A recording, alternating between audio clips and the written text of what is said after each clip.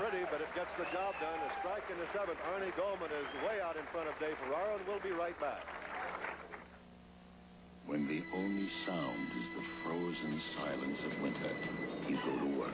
We were talking Pete Weber, 17 years old. Is he excited, Bo? He sure is, and he just became eligible for the tour. We used to have an 18-year-old rule on the tour, but Pete has already got his high school graduation out of the way, so he's eligible. And this guy better strike or he's not going to be eligible. This is Dave Ferraro, and he has left the 1, 2, 4, and left himself in an awful mess. Playing the outside line, Ferraro is just leaving it wide. See the ball out in the 2nd or 3rd board, but this is the tight lane, remember, 22, and the ball doesn't finish quite as well. And naturally the 1, 2, 4. And neither did he finish quite as well. He's in trouble, to say the least. He picked up the spare, but he's running out of room. He's spared in the 7th, but he's trailed by 38 pins. He has to have a strike and a string of them. To look ahead, David, the best Ferraro can do is a 189. Right now, Arnie Goldman is going at a 197 pace. So Ferraro, to put any pressure on Goldman there, who is cooling off his hand, would have to start striking here in the 8th frame.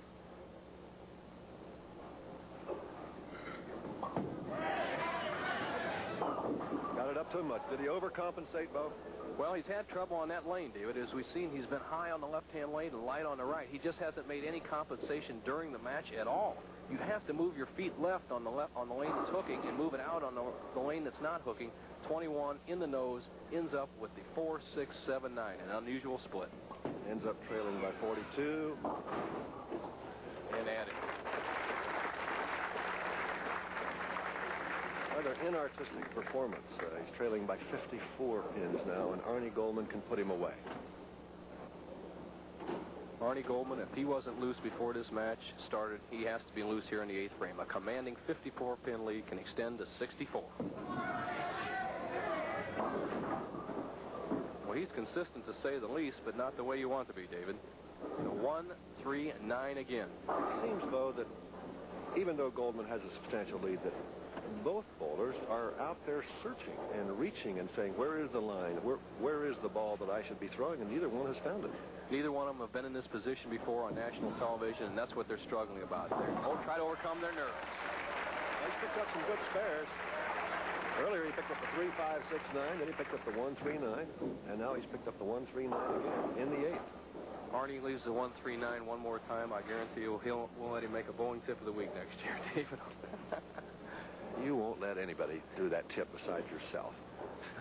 Arnie in good shape, looks down on the approach. He's been hitting this left-hand lane, the lane that hooks much more than the other one.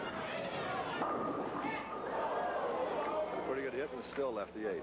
Solid 8, very unusual for a left-hander. Just overpowered it and chopped the 5 right off the 8 pin with the ball cutting through, right through the middle of the pins. But Arnie is the winner regardless of what happens. He's got a minimum of 165. The best Ferraro can do is 163. And of course, Arnie Goldman will go on to take on Pete Weber. We mentioned at the top of the telecast, many stories unfolding here today, and Pete Weber is one of the big ones. Arnie Goldman with a spare in the 9th. Mike Albee, Chris Riga, who played that outside line very well. Henry Gonzalez having his best year. Dave Davis, who led that Chicago tournament by so much, bowling consistently well again. His wife Joanne down here helping out a little bit this week, too. Dave Ferraro has to be saying, now you double. Now I get the line, get the strike. Jay Robinson winning 1900, Hartman winning 1800. Joe Girardi, fine young player. He'll be defending his U.S. Open next week, and Ernie Schlegel, steady all year, $1,600. Ferraro, the best he can do is 163. He can't win the match, David, but it would be nice to know that he could throw a few strikes here at the end, keep him loose for his next performance. Down the line way too late. It's got to be the worst feeling in the world, Bo.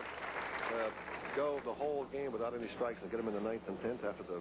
That's like discovering the horse after the... or the barn door after the horse is gone, I guess. Well, as we said, from that outside line, you must be relaxed. You have to trust the ball. That's where the experienced player like Anthony and Roth in the number 1 and 2 position have a big advantage. But I love to be a mind reader now. Think, what is he thinking? 3 straight, and he finishes very well after such a stumbling start. He knocked himself out of the match really before he found the groove. He'll be back. He has that good form. Nice gentleman. This young man, I interviewed him last night, David. He is really a nice young boy, just like many of the other players that are coming out on the tour today. That's something. Finishes with 4 in a row for 163 after having only 1 strike and had 3 open frames. Dave, my first telecast, I finished with four strikes for 162. Arnie Goldman still having trouble locating the head pin. So he's the winner, and he'll go on to face Pete Weber in match number 2 for the $85,000 Long Island